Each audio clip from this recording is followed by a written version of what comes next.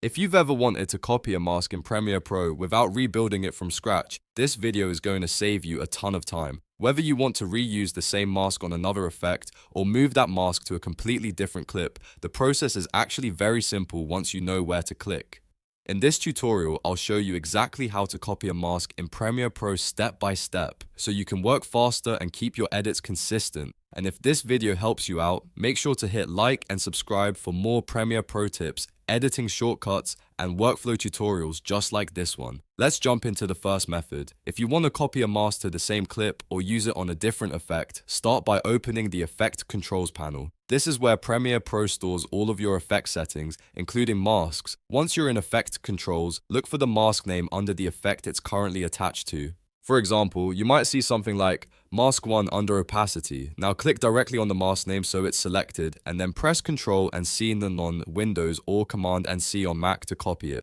This copies the mask shape itself, not just the effect. After that, select the header of the new effect where you want that mask to go. For example, if you're moving it to Lumetri Color, click on the Lumetri Color effect header first. Then press Ctrl and V on Windows or Command and V on Mac to paste the mask. Premiere Pro will place that same mask shape under the new effect, which means you do not have to redraw it manually. This is especially useful when you've already carefully adjusted a mask around a subject, face, logo, or background area and want to reuse that exact shape for another adjustment. Now let's go to method 2, which is how to copy a mask to a different clip. This is great when you want the same mask style on another part of your timeline. First, again, go into the Effect Controls panel and select the mask name under the current effect. Copy it using Ctrl and C on Windows or Command and C on Mac. Next, click on the new clip in your timeline. Make sure the correct clip is selected because Premiere Pro will paste the mask onto whichever clip is active. Then go back to Effect Controls for that new clip and click on the effect where you want the mask to live.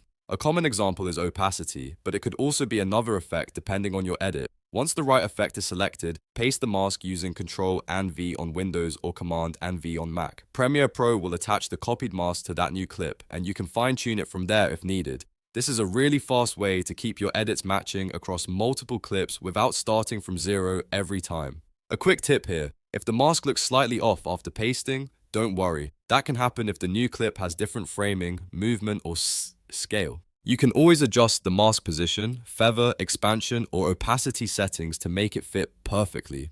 So to recap, if you want to copy a mask in Premiere Pro, go to Effect Controls, select the mask name, copy it, then paste it onto the effect or clip you want to use it on. That works whether you're copying it to another effect on the same clip or moving it to a completely different clip. If this tutorial helped you, please give it a like, subscribe to the channel, and turn on notifications so you don't miss the next Premiere Pro tutorial. Thanks for watching, and I'll see you in the next one.